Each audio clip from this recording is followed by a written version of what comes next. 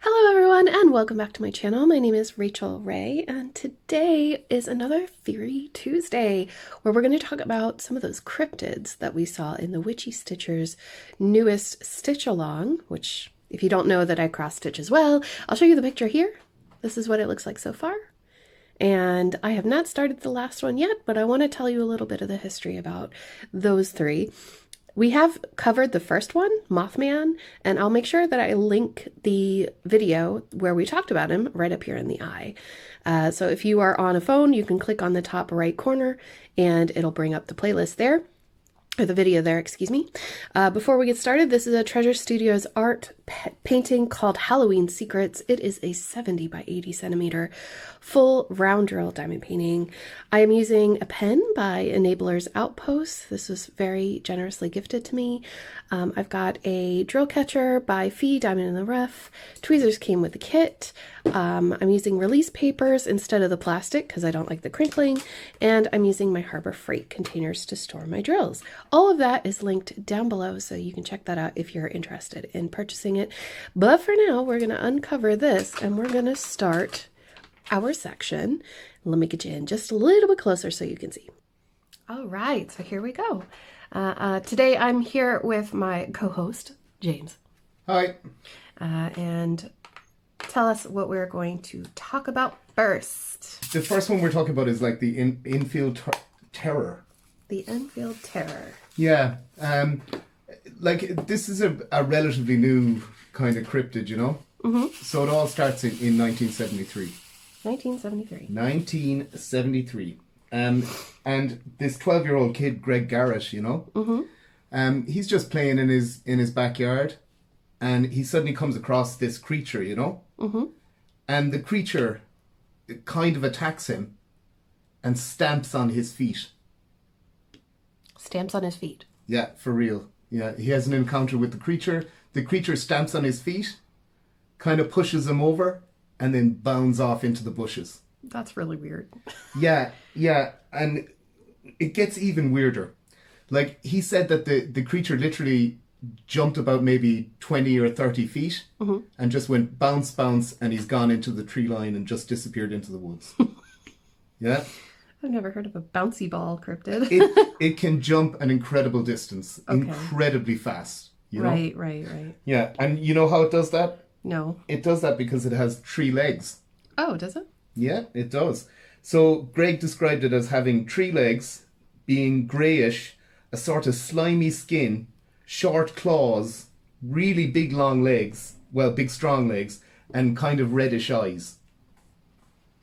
It sounds like I'm trying to imagine this in my head. Yeah, it's really hard to imagine, isn't it? I mean, I've only seen the one that the Witchy Stitcher created for the cross stitch, and that one kind of looks like a Yeti with too many legs or something.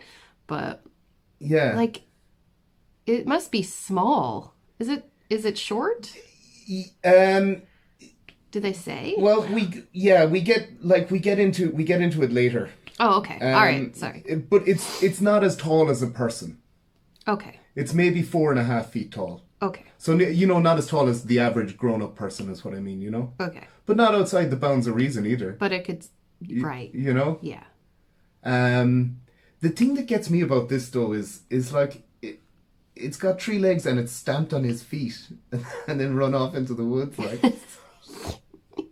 It's like a child. And you know what, Rachel? If it ended there, maybe people would have just thought Greg has a crazy story from when he's a kid. Oh, it doesn't stop there. Oh, no. Okay. Later that night, Henry McDaniel, he's returning home from work, you know? Mm-hmm.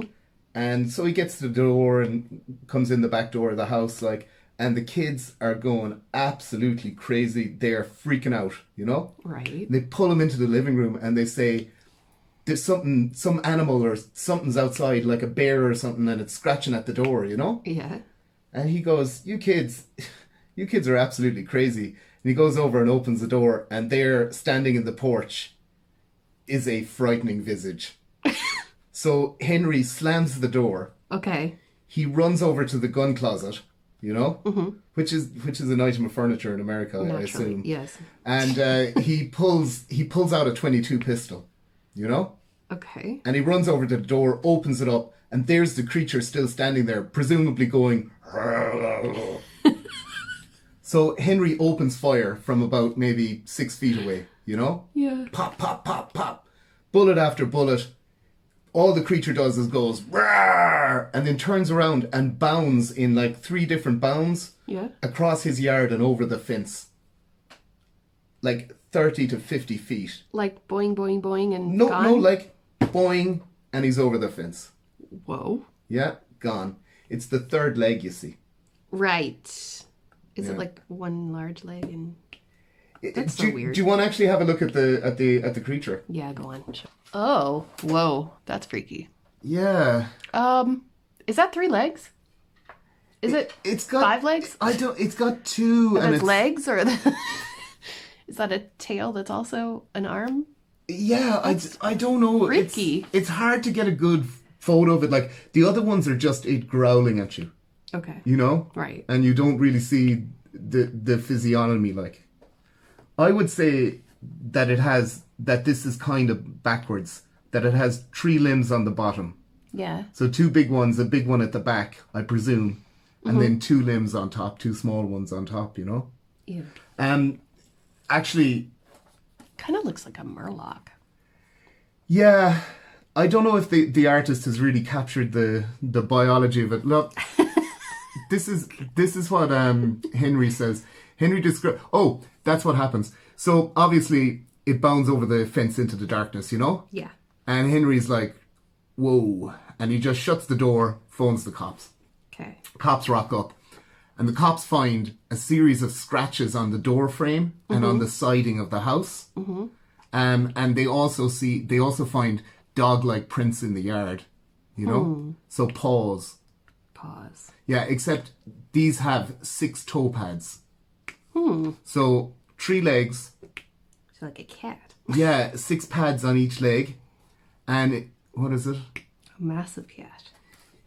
Yeah, and they said that one track... No, cats have 4. Sorry.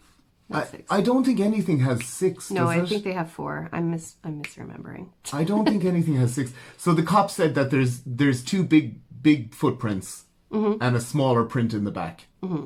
Yeah? Relatively smaller. Okay.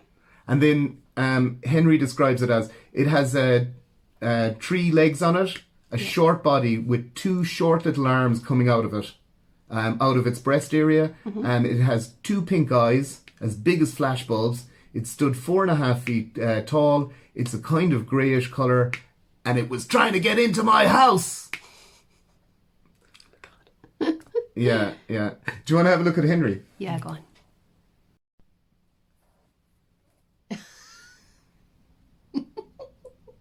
Is that what you pictured? Kinda. Not really. Aw. Yeah, so that's Henry anyway. And you know what, Rachel? With Greg Garrett, his sighting, it would have been a big deal. Then obviously they miss on the cryptid what am I trying to say? It underestimated Harry or Henry. Whatever his name was. I can't stop thinking of him as Dirty Harry. But if you don't know what we're talking about, go watch the other episodes of Theory Tuesday. You're gonna love it. If it happened with so what I'm trying to say is if it had stopped there, that would have been fine. So then Henry opens fire, and the police come, and there's a police report saying there's 3 feet and scratches. You know? And even if it had stopped there, it would have been kind of an anomaly, you know?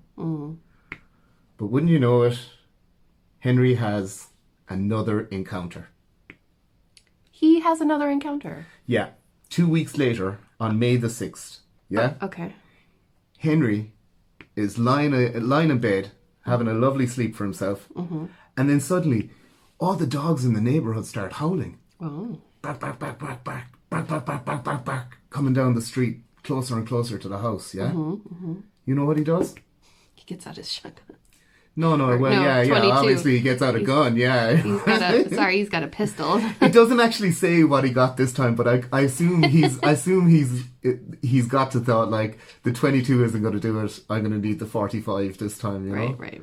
So this is why I'm calling him Dirty Henry.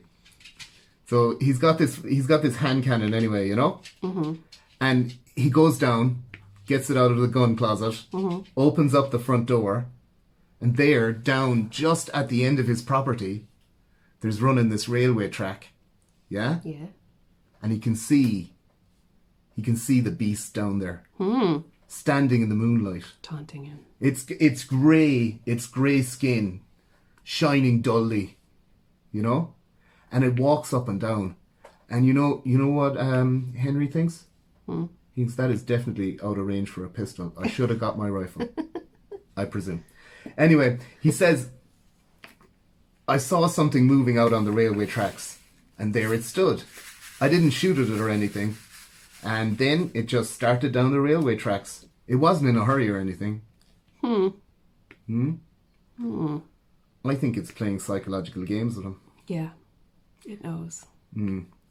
So... Is it luring him, maybe? I don't know. I think it's trying to get inside his head. Do you know? So anyway, that's the second story about this crazy beast in the newspaper in 2 weeks. Okay. And do you know what happens next? There's a third. No.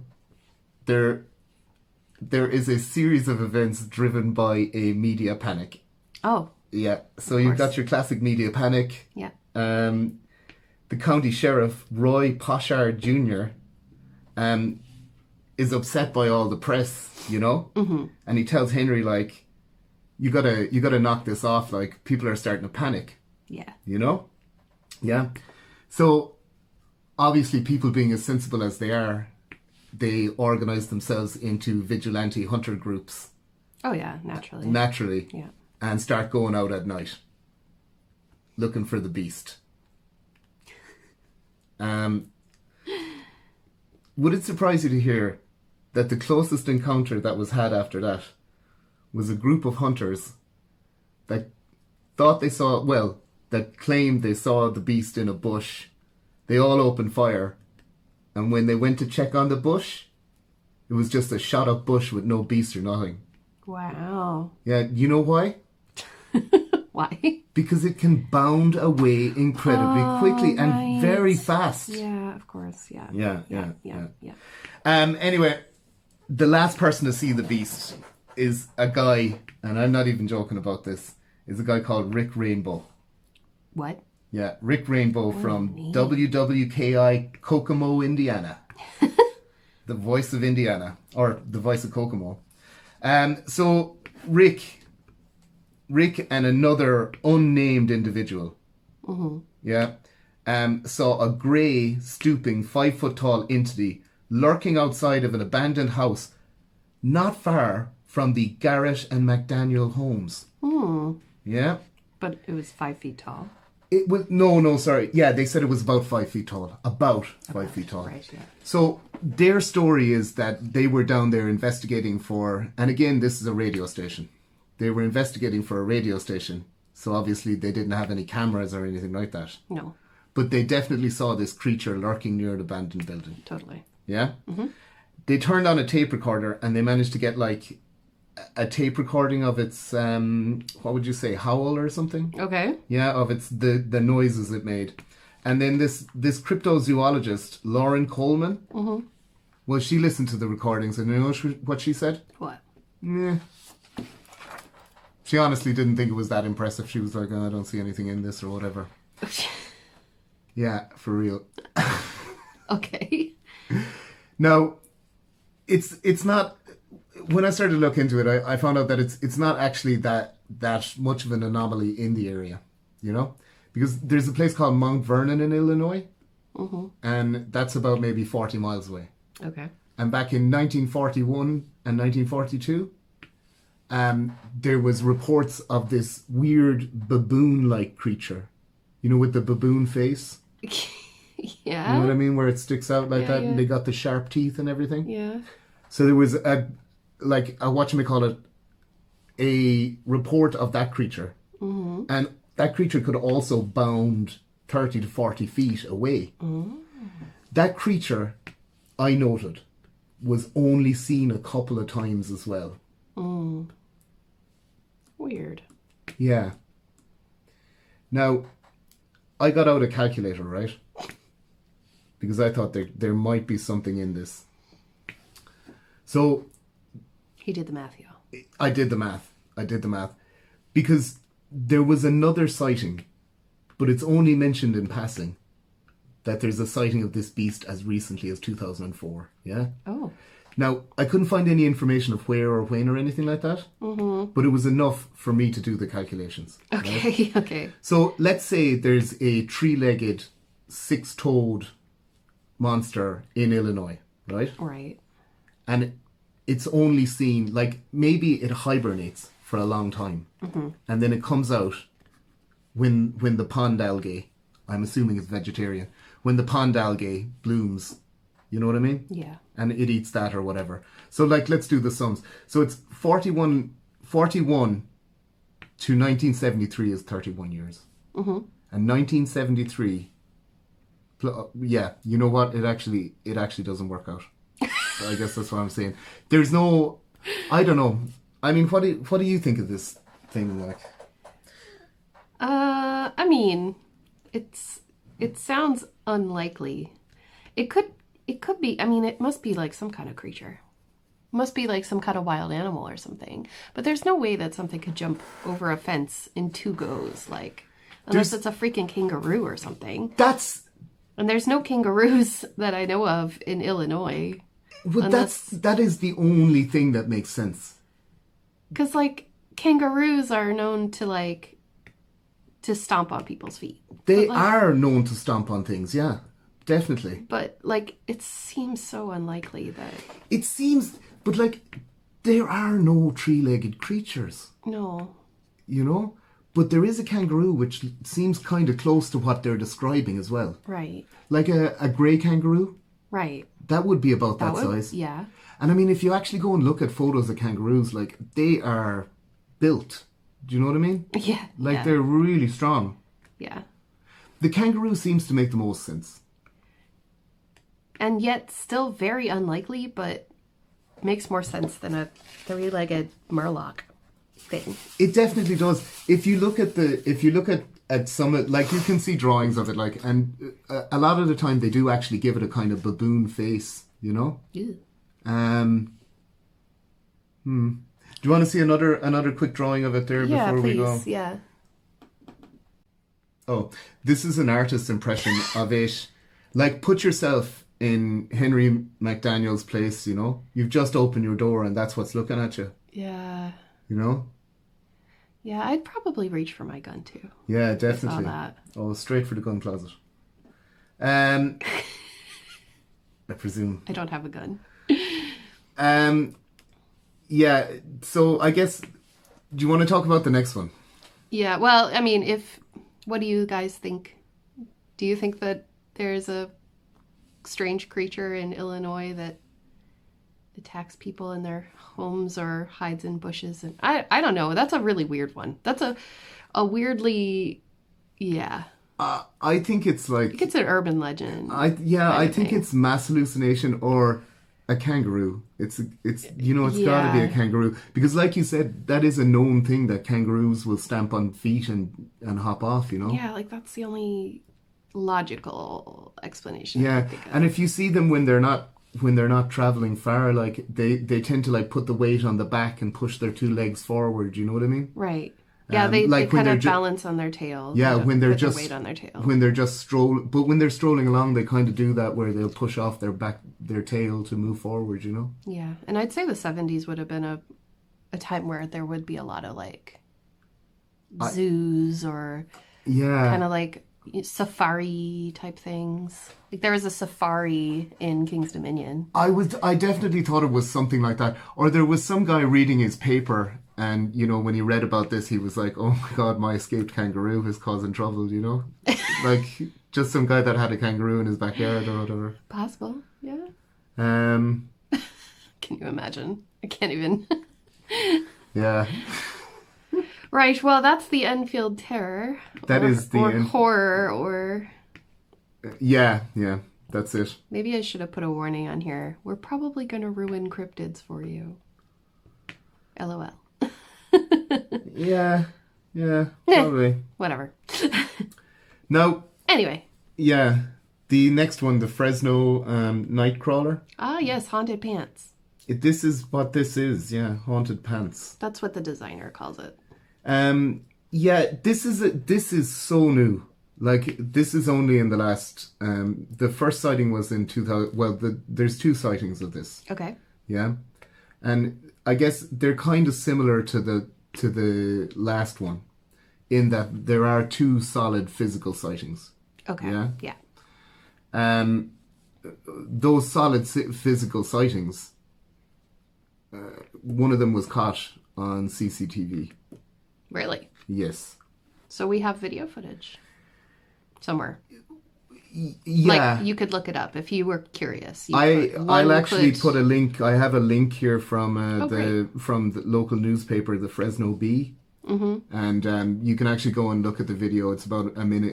It's about maybe a minute or 2, but basically it's just a journalist talking you through the 2 videos, you know. Okay. Cool. So this is interesting. So the first report anyway from 2010 and 2011, an anonymous 60-year-old former Marine and his wife, right? Okay. Yeah, do you actually want to have a look at these guys? Yeah. The people themselves? Yeah. Well, obviously they're anonymous. But so this is an artist impression. But you can see they're at an elephant sanctuary of some sort. I can't believe you did that. They're retired, so they've done... Sorry. They're retired, so they've done some traveling, and you know, they're pretty cultured. What was I going to say? So at the time they called this the Carmel area creature. Okay, and this is in California. It's in an area outside of Fresno, okay. Like a suburb of Fresno, I guess, called the Carmel. You know. Okay. It's called Carmel. So they saw this 7-foot tall creature, you know, and basically all they said was, we had recently bought the place in the Fort Hill area in the southeast of Highland County. We first noticed after about 30 days of living there that we suddenly have this perfect circle that stays fresh and green on the lawn, no matter what the weather is. So on Friday of the 12th of December, we were driving home, and after turning on to Carmel Road, which leads to our road, we went around the curve by Carmel Church, and then up a small incline, and approximately 10 feet over the incline and in front of our truck was this alien standing right there. Mm. Yeah. He was about 7 foot tall, slender grey, and basically he just went, whoo, and ran off into the woods. So that is another similarity. Right. But it's 7 feet tall. It's 7 feet tall, and they don't actually, at the time, physically describe it in detail, you know? Mm-hmm. And yeah, so that's the crack anyway. Yeah? Okay. Yeah. Hang on a second. I actually have a GIF of it here. Okay. Yeah, so it was caught on CCTV twice. Mm-hmm. Yeah. So this is actually the footage from their yard. It's a GIF of it. Can you see it? It's really small. So that's the thing walking across their yard. Okay. That's the alien. Yeah.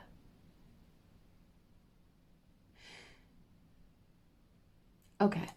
You keep going, because if I say something, I'm just gonna ruin everything. So that's it walking across, and I guess, I mean, yeah, that's it.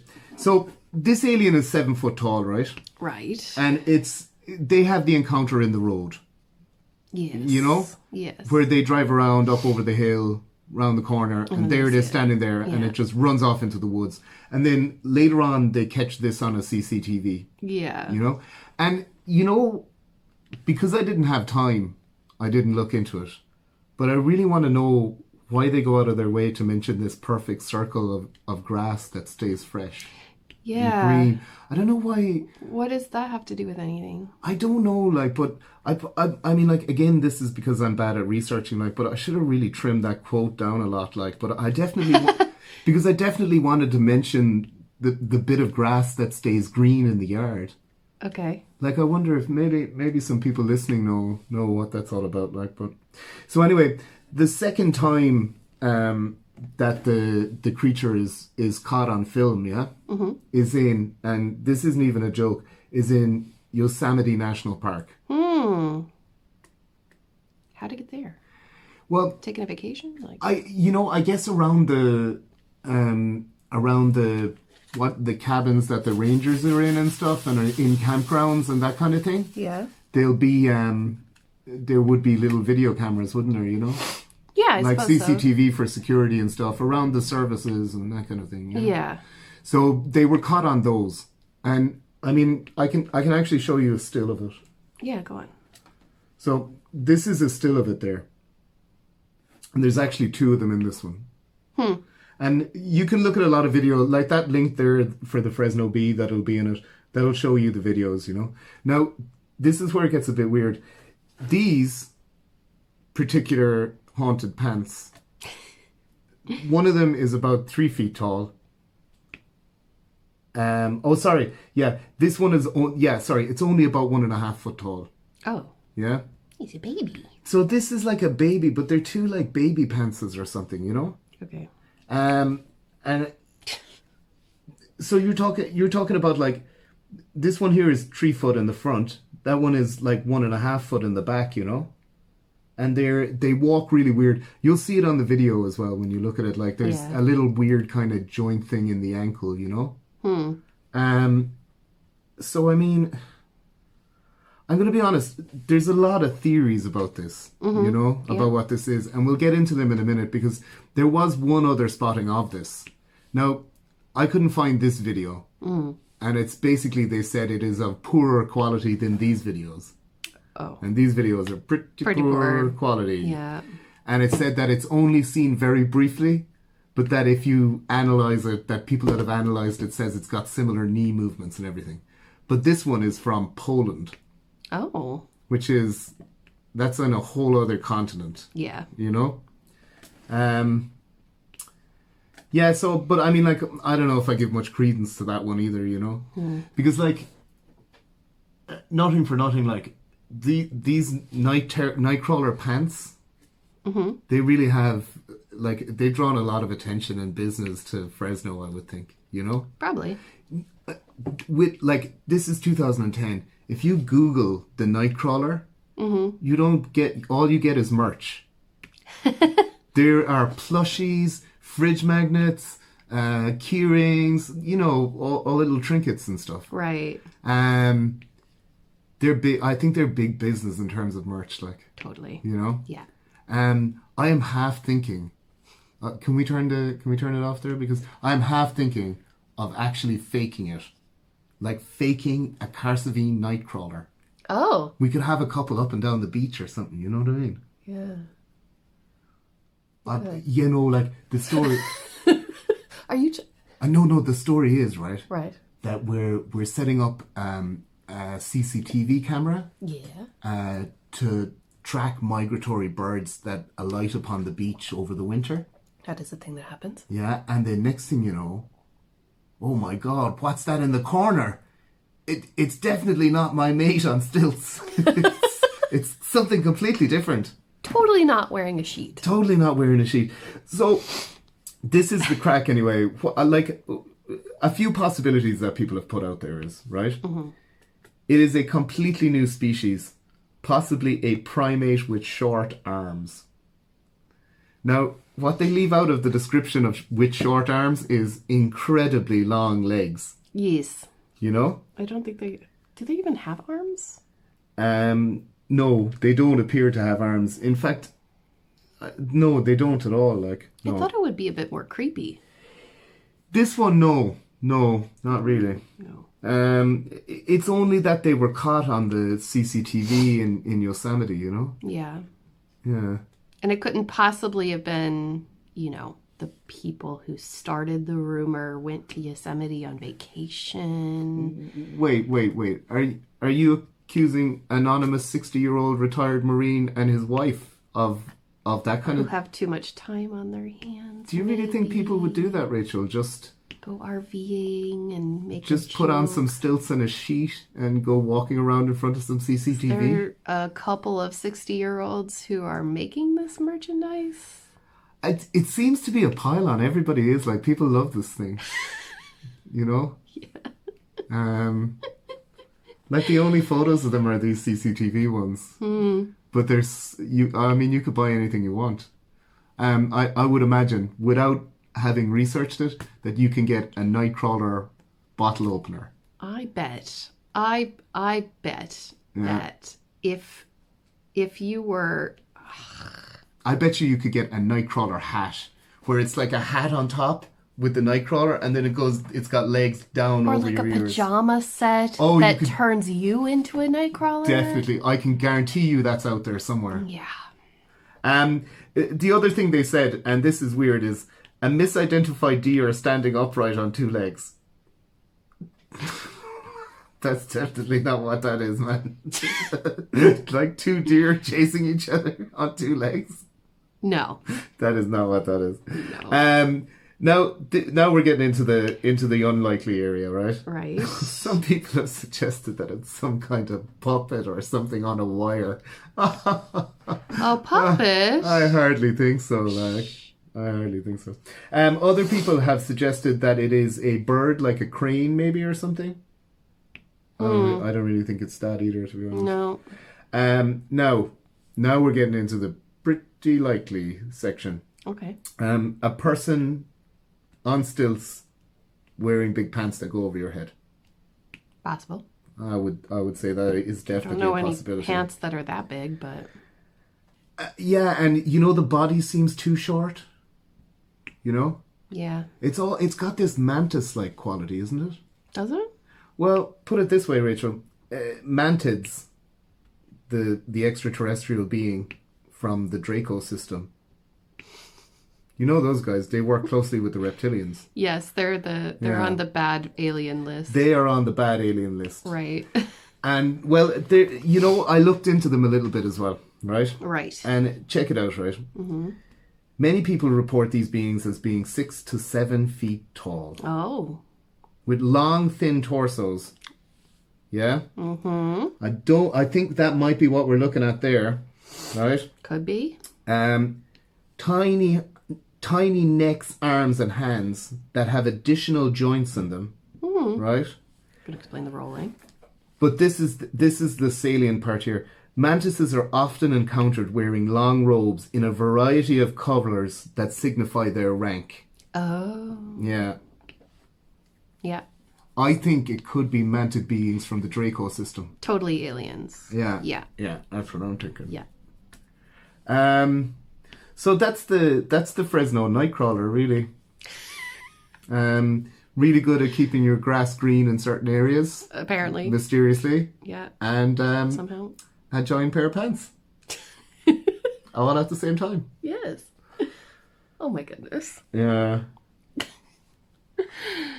I think it would actually be really easy for us to create a Carcinian cryptid. But that's what I think we should totally try it. Yeah. Nobody give it away. 100% we should. The Beast of Bean Tea. The Beast of Bean Tea. Yeah. Like, what would we need to do to convince people? Like, first of all, you're trustworthy, right? Right. So you're out walking the dog one day. Yeah. And you have this crazy experience, right? Yeah. I mean, I could go up there. We could make like some fake footprints and put them in the mud. But see, I think you need the CCTV before. The CCTV happens afterwards. Yeah, you got to do it before. You do got to think do so? it. Yeah, because otherwise it's just not credible at all. Do you know what? Yeah, right. What we'll do is, right. Right. the CCTV, but it's caught very fleetingly. Yeah. Like, and you can just, like... The corner of the camera kind of thing. We need someone that's... Yeah, we need someone to bring out the CCTV and go, guys, there's something really weird, you know, and you're not even sure if that's there, but it does look like a weird kind of beast creature. Uh-huh. Then you have the experience a week later with the footprints. Yep. And then we'll get someone else, break some twigs, more footprints, and it's in the paper again within 2 weeks. Mm-hmm. And I bet you we will have, like, groups of people organising and getting up that mountain. Farmers are gathering up the sheep now. They're gathering up their sheep. They say that John lost 4 sheep last week. Yeah. Yeah. We'll really... Yeah, I think we can make this work. Something, yeah. But not giant trousers, like something else. Giant trousers, man. I don't know. How do you beat it, like? I'll tell you what definitely beats it, and beats both of these. Okay, good. And has a bit more pedigree, you know? Mm-hmm. Like, we're not talking about 2010 here, you know, or 11. No. And we're definitely not talking about 1973. No. We are, in fact, talking about somewhere in the late 17th and early 18th century. Ooh. So we're talking 16 something or other. Colonial era New Jersey. Ooh. Yeah? Yeah. This is the stuff. Yeah. So we're talking like, I'm going to say, for the sake of arguments, that it is 1687. 1687. Did you just pull out that number? I did. Okay, good. I did. Because no one's quite sure where this started, you know? Yeah. But what everyone is sure of is that Deborah Leeds, resident of the town of Estaville in New Jersey, hollered out darkly one morning when she realised she was pregnant again for the 13th time. Oh, God. Oh, my gosh.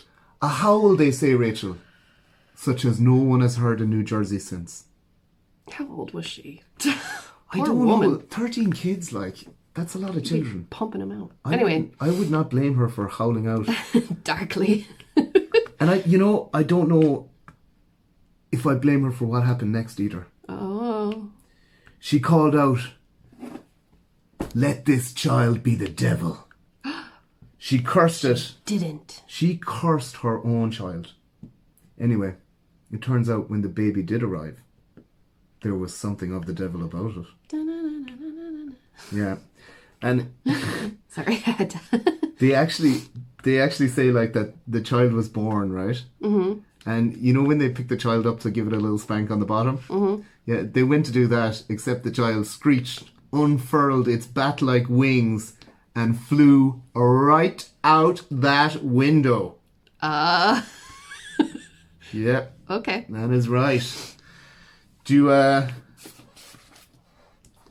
a picture of... I actually have a picture of it, but the picture I have of it is from 1903. Do you want to have a look at that? Ooh, okay, yeah. 1 second.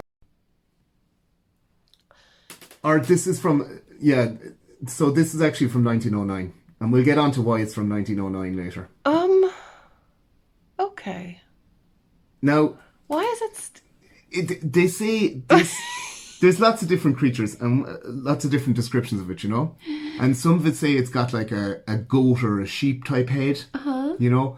Other things will say it's got a long snout and like sharp teeth, you know? They all seem to agree on bat-like wings. Okay. And like hooves, you know? Yes. So like the bottom half is sometimes a cow, sometimes a goat. Yeah? Okay. And sometimes it's got hooves on top and sometimes it's got claws. Okay. And sometimes it's got very big horns and sometimes it's got smaller horns. Like, this is... It came out with horns? It did. I would think it grew the horns later. Okay. And glowing red eyes, you know? Oh, yeah, classic. Yeah. So a lot of the stuff I'm going to talk about here is from... like the early part of the legend, you know? Mm-hmm. It's from a guy called Brian Regal, and he's a historian that works at Keene University.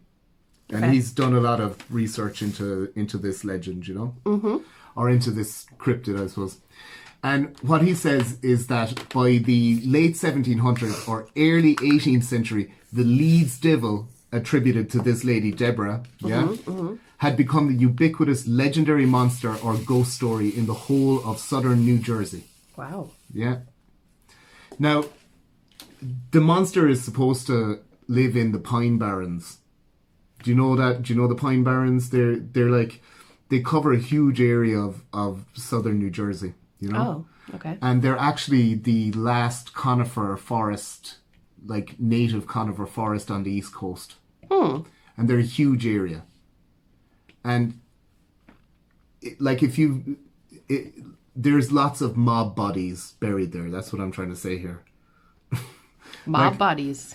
Well, if you ever watch like gangster movies and they're set in like New York and New Jersey and stuff, this is often where they go to bury the bodies. Like there's famous scenes in The Sopranos, in, you know what I mean? Oh, is there?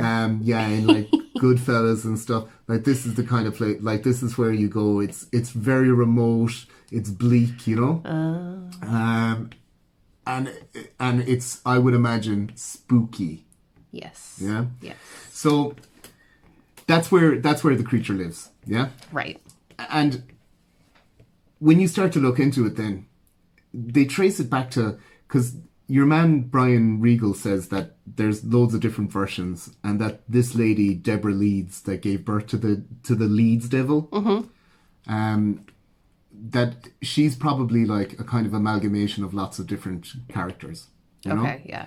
And what it came out of was this guy Daniel Leeds, and he was like, he lived from like 1651 to 1720. Okay. Yeah. Around about the 1680s, which is why I picked that. He was a politician in New Jersey. And he was also the publisher of this thing called the Leeds Almanac. Oh. Is that like a farming journal or something? Yeah, it's an almanac, yeah. So it's like a farming journal. So, you know, almanacs are kind of esoteric, you know? Yeah. Like they'll have horoscopes and all this kind of thing. Yeah. They would have kind of been, yeah. Yeah, I mean, I have... predictor of sorts. Yeah, like when to sow your corn, knowledge about herbal remedies and medicines and stuff, you know? Yeah. That kind of thing. Like whatever you need to be a colonial era person and get by, you know? Yeah. It's like the newsletter. Yeah, like it's the newsletter, but it's also, you know, it's an instructional manual, and it's, you know what I mean? It's got the dates for all the local markets and fairs where you can sell livestock and buy stuff, you know? Yeah. And that kind of thing. But it's also got a lot more, like I said, kind of esoteric stuff, you know? I actually have an illustration that I thought was pretty good. So do you want? Sure. So this is obviously the beast, and this is the beast where it's got cloven hooves and large things, you know? Large horns, yeah. Yeah, and someone's drawn that over an actual page from the almanac by Daniel Leeds, student in agriculture. Oh, so they just drew that on that one copy. Yeah, this is a modern one. It's for an article, you know. Ah, yeah. Yeah. So the thing is that Daniel Leeds was a Quaker, you know. Okay. And he had moved over there with a lot of other Quakers because, like, that's kind of what America was like. You know, they were throwing all these different areas. Like the Pilgrims had been the actual original Pilgrims from Plymouth Rock and all that. Like they had been expelled from England. Yeah. To Holland and then expelled from Holland, you know? And Quakers, I don't know about much about them, like, but, you know, they're a pretty chilled out bunch of, like, a religious sect, you know? Yeah. So the crack was that Daniel Leeds was one of them, and he was living over in, you know, Estabil there, like, yeah? And he's publishing his almanac. And his almanac starts to bring in more esoteric stuff. Like, he starts doing astrology. Yeah? And the Quakers are like, I don't know, it's kind of like magic. I don't know if this might be, you know, a little bit heretical here. So then he starts publishing about demonology. Ooh. That's right. Then he starts publishing about angelology. Oh, I was like, what? Oh my goodness. Good save. At this stage, the Quakers are like, oh, this is... What's angelology? You know, I should have led with angelology. Again, I'm bad at making notes. I should have led with angelology because once you go to demonology, you can't really dial it back. You can't dial it back from demonology. I need to learn lessons here. So he started publishing about demonology, right? Right. And the Quakers are like, man, I think that this could be seriously heretical. And he's like going, are you crazy? I'm publishing angelology as well. It balances out, you know? Yeah. Then he starts publishing about natural magic. I don't know what natural magic is exactly, but basically they weren't having any of that. No. So he basically kind of starts to get ostracized, you know? Right. Then in 1716, at the same time that this is happening, yeah? You know who else is a popular politician in New Jersey during the colonial era? I want to say Benjamin Franklin, but he wasn't in New Jersey. Benjamin Franklin was, in fact, in New Jersey. Really? Yeah, and you know what? Oh. You know how he bided some of his time in between statecraft, etc.? He tried to electrocute himself. Yeah, he also published an almanac, Rachel. Oh, right. Yeah. He published Poor Richard's Almanac. Yes, he did. And he had designs also on elected Oh, office. snap.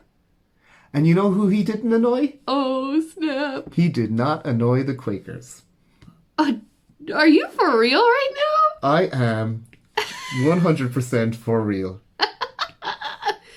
Oh, dude, my boy. So they started to spread during the 1690s and the early kind of 18th century, you know? Yeah. People, he developed a bad reputation, you know? Yeah. And the thing about Quakers is Quakers want to be a community and get along with everyone, you know? Yeah. And the impression I got is that, like, every time they came to him and went, hey, Dan, you know this demonology stuff? I don't know if people are that interested, you know? Yeah. And he'd say, oh, really? And then he'd come back and just keep publishing more and more of it, you know? Yeah. And so... They weren't going for subtle anymore. No, and they had already been at kind of their wit's end and they got very annoyed with him, you know? And then Benny Franks comes along, you know? Benny Franks. And you know what? Poor Richard's Almanac. That's a nice almanac. You're going to get any natural magic in there, I'll tell you. Nope. Just good, honest, scientific knowledge for a homesteader on the colonial front, you know? Mm-hmm. And that is, in fact, what happened. So they said that it seems that, like, there was always rumors about, like, you know, Daniel's depravity and that he was all into this stuff that he was publishing, you know? Yeah. And being corrupted by it. Right. Then in 1716, he gave the publishing of the almanac to his son Titus, yeah? Titus Leeds. Great name. And the first thing that Titus Leeds does in 1716 is put their family crest on it. Ooh. Do you want to see their family crest? Oh, yeah, that's like... There's different versions of this now. Okay. You see anything there on the family crest that might be problematic for you? Those are griffins. Those are griffins. With their wings and long face. Yeah.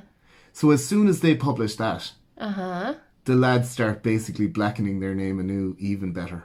Weird. Because now they're putting dragons on the front of the thing, you know? It seems like basically what had happened here is that this Leeds guy got on the wrong side of people. Yeah. You know what I mean? They're just looking for reasons to get rid of him. Yeah, and it seems that way, you know? And then I mean, if it wasn't putting the crest up there, I mean, as soon as somebody saw that crest, they must have been like, aha, got you now, you know what I mean? Mm-hmm. And it seems that the legend grew up over the next while, you know? Yeah.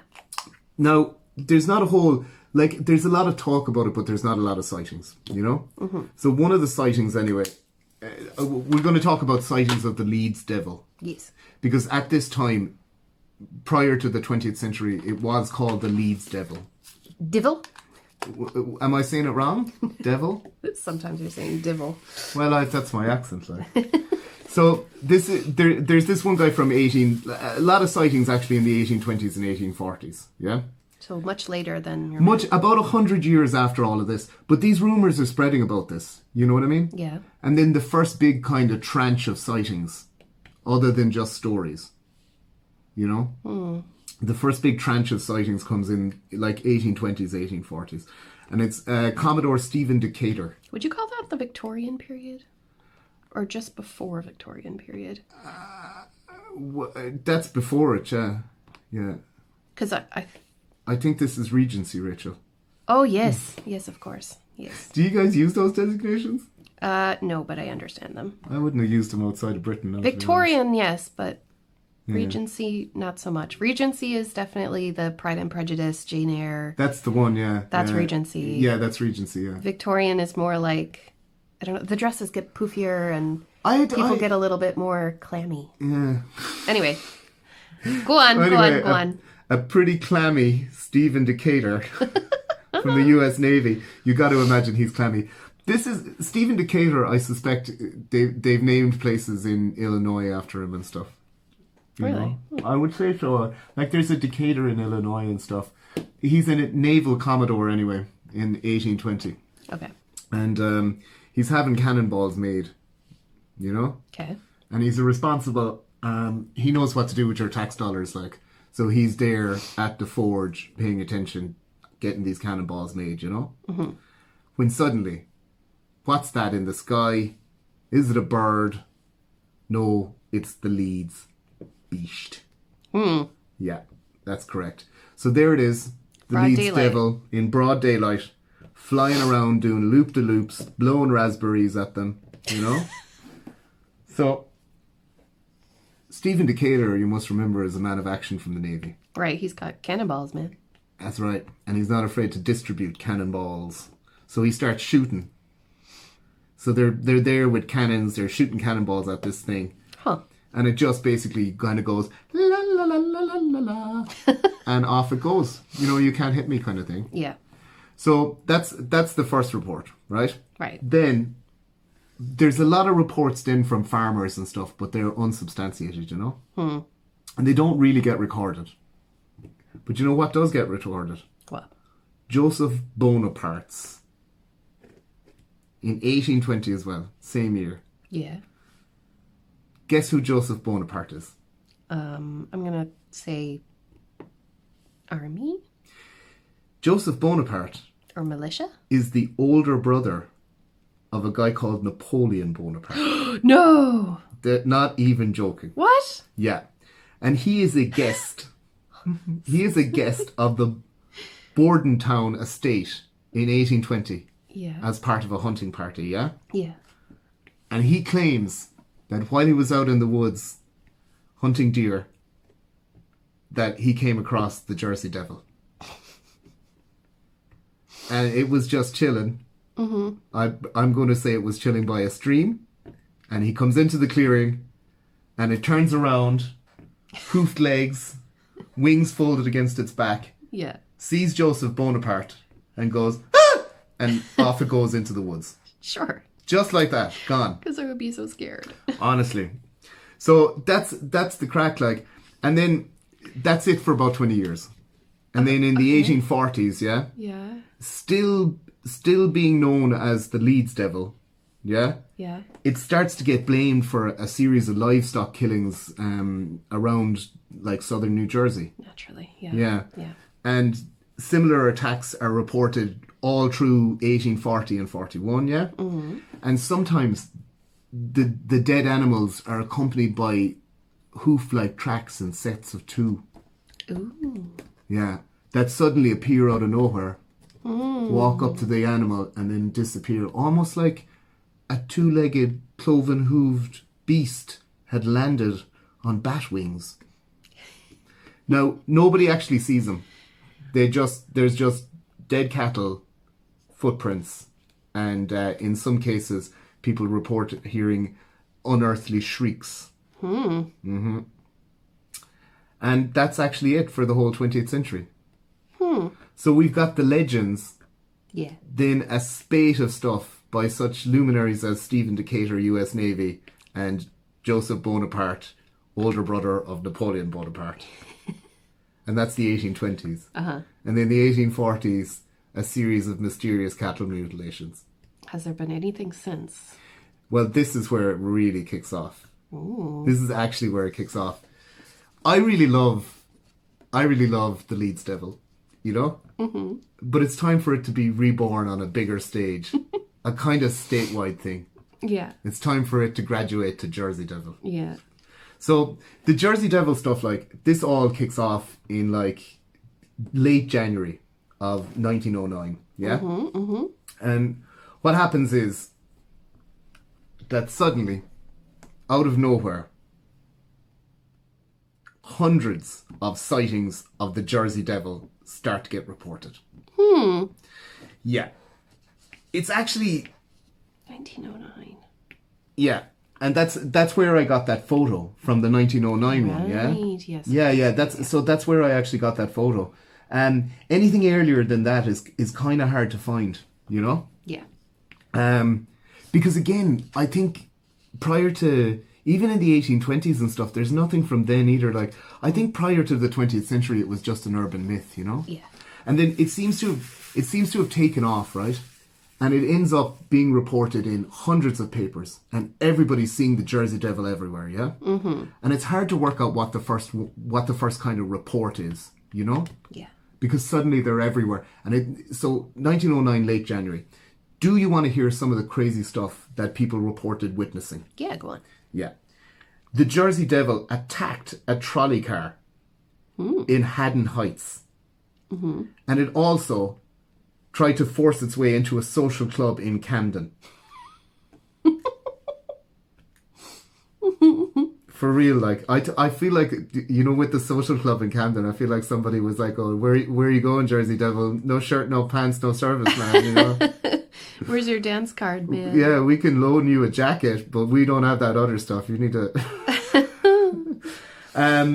Yeah, in another incident, the police witnessed it and opened fire on it.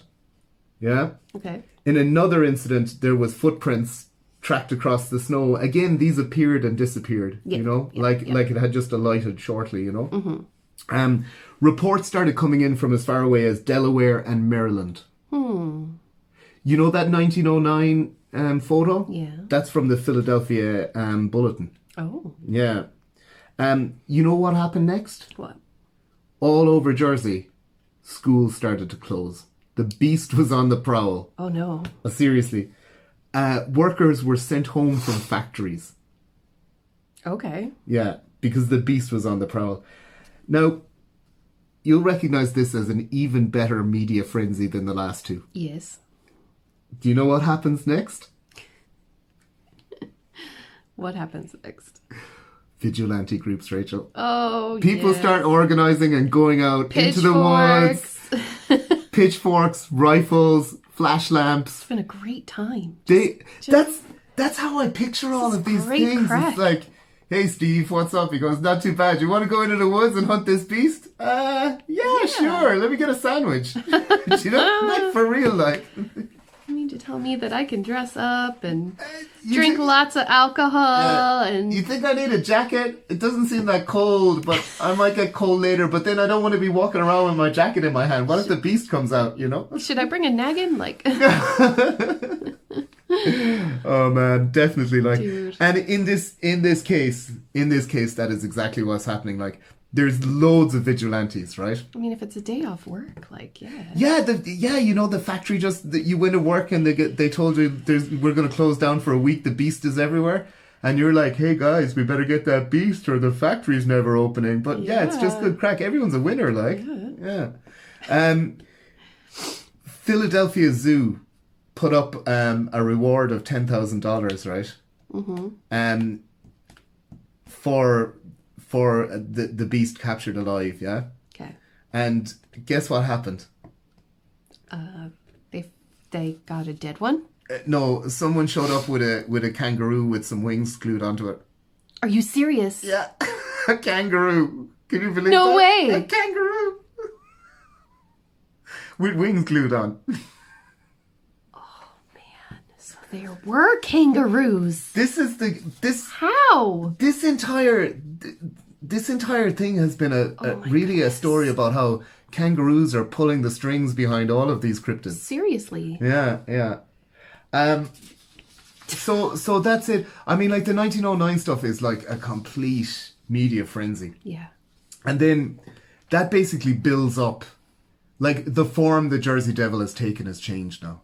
You know, it's no longer an urban legend now. It's a hyper urban, you know, it's not a, what am I trying to say? It starts off as political propaganda, then it becomes a folk tale, and now it's an urban legend. It's a living, breathing, attacking social clubs, getting shot at by the police. You know, Yeah. it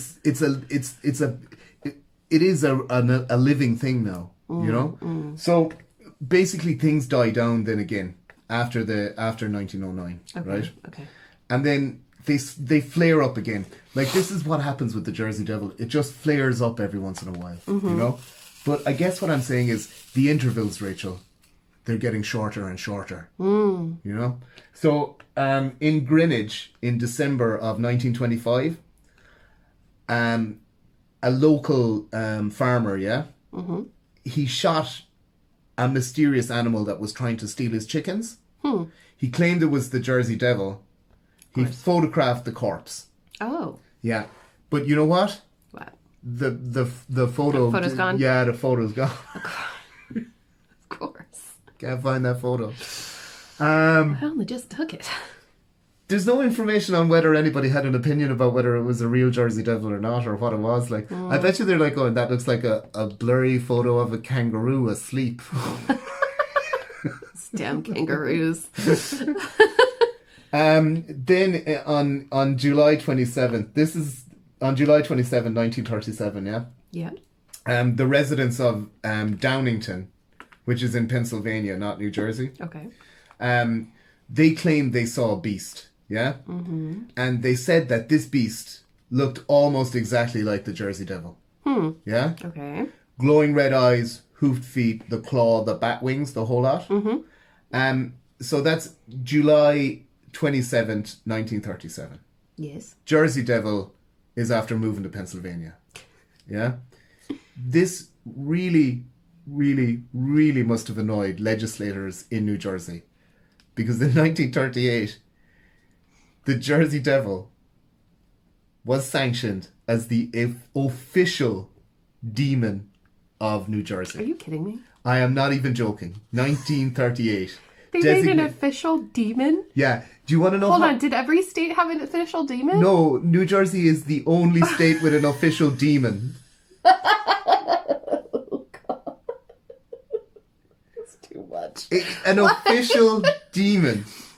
They went from one side and flipped it. They were like, no, we don't want no demons. Get out of here, you Quakers. And then all of a sudden, they're fighting over the demon. This is Daniel Leeds' plan the whole time. This is definitely his plan the whole time, like. Yeah. Sow the seeds of demonology, like. Now, the last kind of one that I saw, you know, was during the 60s at a place called Mays Landing. There was like lots of noises coming from the darkness, you know, screams and the flap of wings and that sort of thing. Yeah. And then in the daylight, what do you think they found? Only tracks. Tracks, yeah. Yeah. So this is actually, what am I trying to say? Yeah, this is where it flares up again. It's got the two legs and everything. And then along comes this is outside the town of Camden, yeah? And a bunch of merchants and kind of businessmen and stuff in the town of Camden. Okay. They get together and they put up a reward of, again, $10,000 for anyone that can catch the Jersey Devil alive. And their plan is to build a zoo in Camden to hold the Jersey Devil.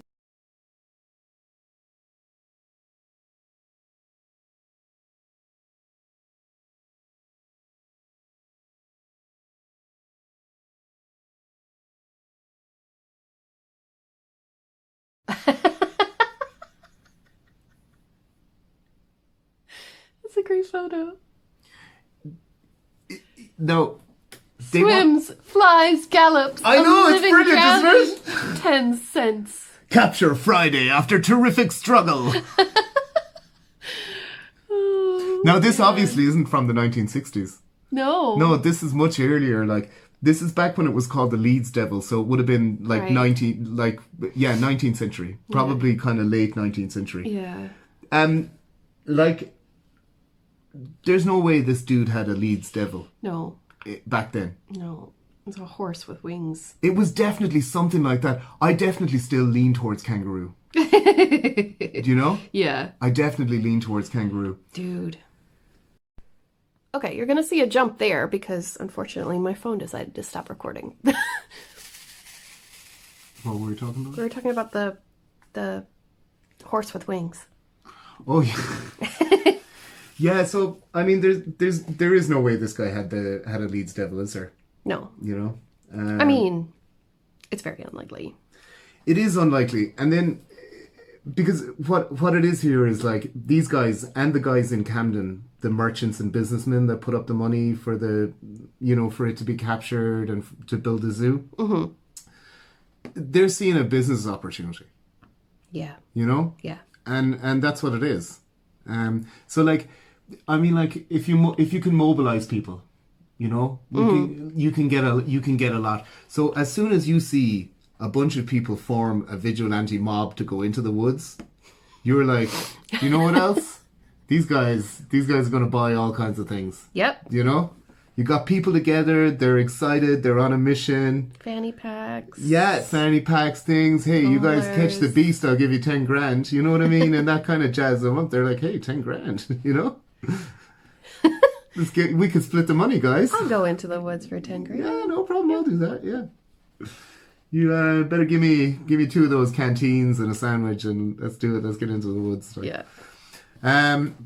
And it's the same, like all of these are localized, you'll notice. Like the Enfield Horror, you know? Right. The Jersey Devil, you know? Yeah. The Fresno Nightcrawler. So they kind of come to represent their areas, you know? Right. And I guess they can be leveraged for tourism and promotion and, you know...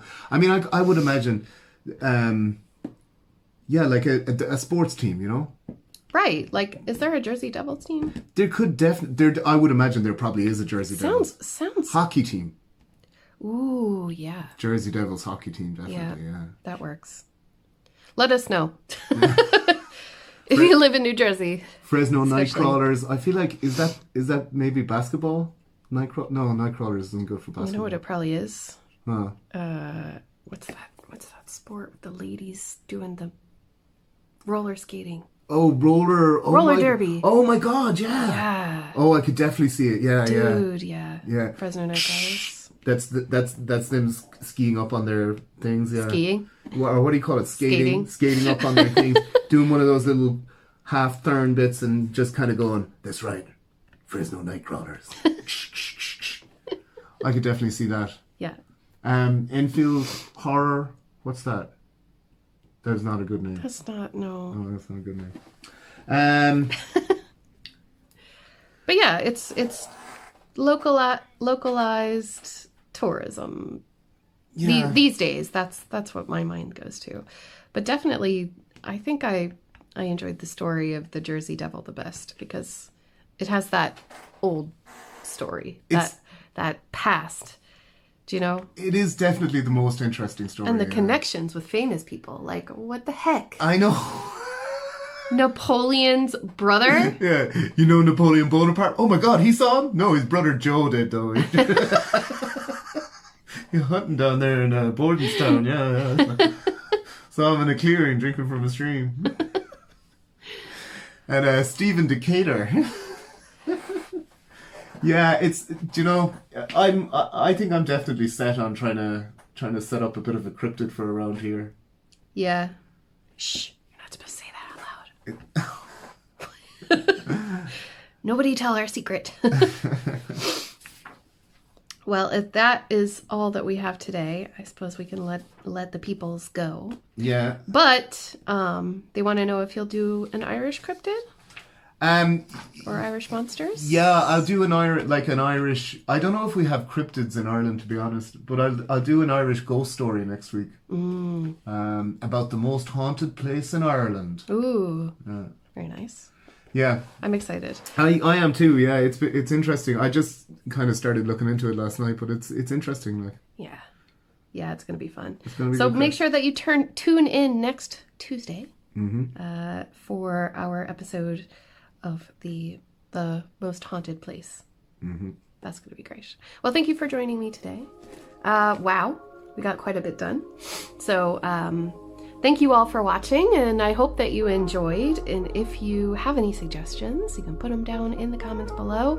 Leave me a thumbs up if you enjoyed it, and if this is your first time, you're welcome to subscribe. It's free. Ring the bell to be notified of when I post my next video, and I will see you all in the next one. Take care, everyone. Bye!